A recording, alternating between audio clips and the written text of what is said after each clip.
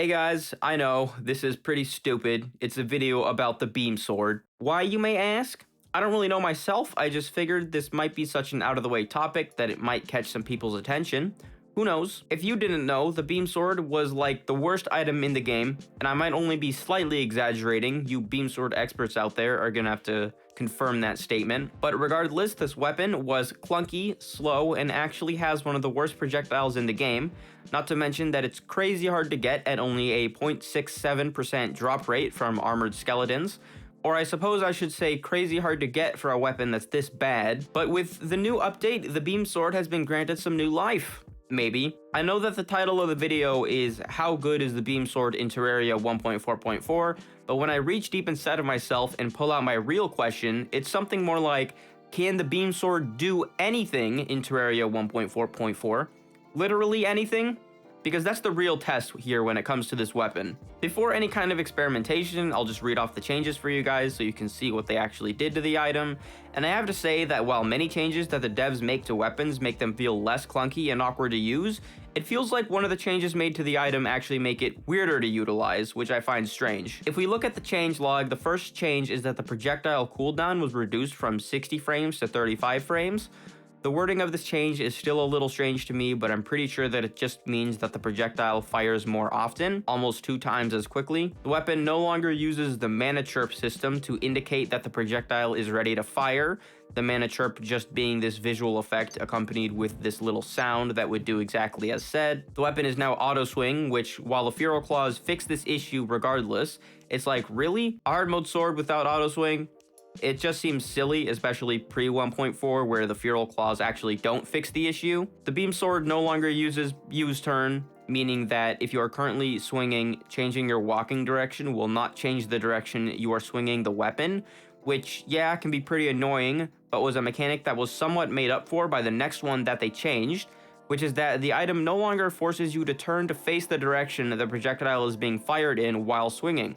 Which is the change that I find odd because this seems more of a devolution of mechanics than an evolution, because I think that most swords with projectiles, and definitely all of the good ones, do make you turn in order to swing in the direction that the projectile is being fired in, which just makes sense to me.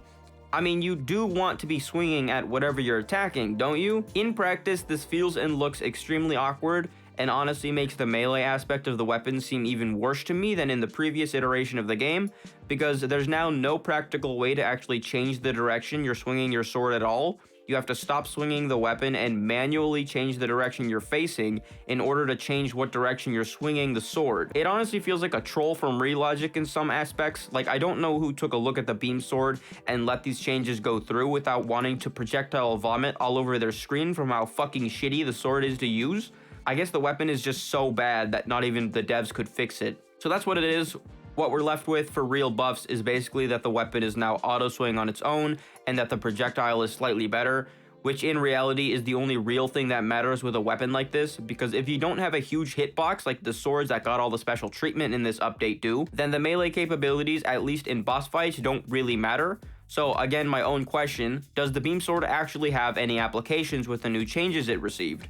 I'll preface this with what I think is a fairly obvious fact that there are plenty of items that can just do anything the beam sword does better than it can, but with what it does specialize in, what can it accomplish? It doesn't have any sort of piercing capabilities, so it's nothing special, but as a melee weapon, I think that it'll serve you fine in close quarters fights with standard enemies, because the weapon does have decent base damage, although having such a difficult time turning the swinging direction of the item will make it difficult to fight enemies that are coming from multiple sides. You can get the item at the very beginning of hard mode, and that's probably the only time that it could possibly be used for anything, because it just doesn't have anything about it that actually lets it be useful past that point. So that leaves us with 4 potential bosses at this point of the game, first being the Queen Slime, which is meant to be the easiest hard mode boss. I have a setup that I think is somewhat balanced for this point in the game, other than having a Destroyer emblem and Leaf Wings, which I know is kind of cheating, but I spent like 30 minutes in the underworld and couldn't find a single guide voodoo doll to even attempt to get a warrior emblem to put in my item slots,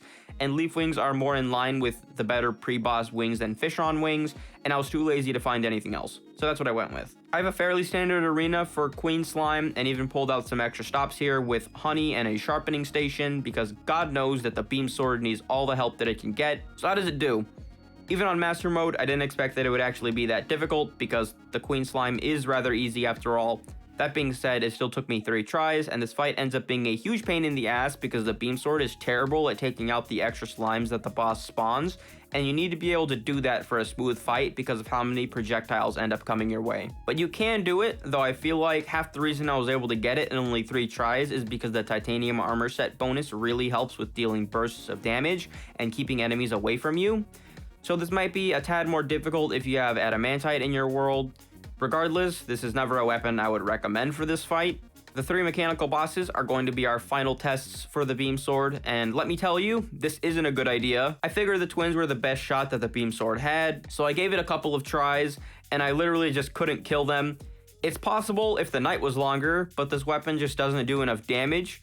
You might be able to manage it with extremely optimized projectile attacks and by intentionally putting yourself in danger to land the titanium armor's bonus defensive shards on the twins, which I did a little bit on my second try, but this isn't a challenge video, so I decided to just leave it there. Retinazer and Spasmatism are a no-go. I thought about not even attempting the other bosses because I figured there would be no chance. Skeletron Prime's arms are way too hard to hit, and the Destroyer just has way too much health. But I gave each one of them a try regardless. I did end up switching characters here as well because I ran out of life force potions, and having full life fruit leaves you with a very similar amount of HP regardless, so I figured it would be balanced out enough. Surprisingly, Skeletron Prime might actually be somewhat doable as I started 2 or 3 hours late into the night and was able to get him down to 22,000 HP. While not in any huge danger of dying. The only caveat to doing this fight is that you absolutely cannot go for the kill on any of his arms, as you can't realistically take them down in any reasonable amount of time with the Beam Sword, and this makes the fight much more difficult. You wouldn't do this as anything other than a challenge, but I do think it is possible. Destroyer, on the other hand, is absolutely not possible in my opinion. Do not attempt this fight with the Beam Sword. While I honestly got closer to taking down the Destroyer than I thought I would, I think that it has way too many hit points in Master Mode to actually take down with a weapon like this, and it also has the most dangerous drawn out fight of these 3 bosses because the lasers and probes make the battle way more chaotic. You always have to watch out for getting trapped or getting hit by his head, and all of this makes it extremely difficult to get close enough to actually use the sword's melee and the titanium armor's bonus on his segments, which is the only way that you'd ever get enough damage to actually take the Destroyer down. So, in conclusion, the Beam Sword is still a pretty weak weapon, which is mostly what I expected.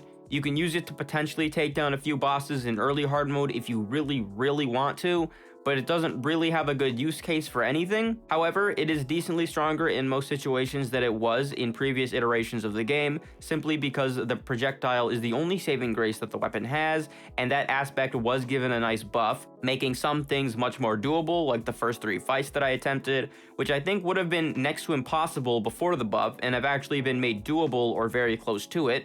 Although being real, I think that the titanium armor set does have to partially carry in some of these fights. I didn't actually utilize everything that I could have either, since I was trying to create the most standard, realistic scenario to be using the weapon in, and trying to show off the ability of solely the weapon on its own, using only one kind of damage buffing potion because my world has a crimson, where I could have stacked 2 had I created some sort of artificial corruption biome or gone to another world. And you could also use inferno potions for a little bit of extra damage, and flasks to imbue your melee attacks with an effect like Iker, which could potentially make the boss fights I tested less tight on time and therefore easier to perform. That's pretty much everything I have for this one though. This is the deepest dive I've gone into with an item since I've started making videos again, and the only reason I decided to do the Beam Sword was honestly because I thought it would be funny, and it is pretty funny, but also ended up being more interesting than I thought it would be. I hope that the time I put into this one made it interesting for you, and if you have any suggestions for other things for me to take a look at, then leave it in the comments. That's going to be all for this one, and I'll see you in the next video.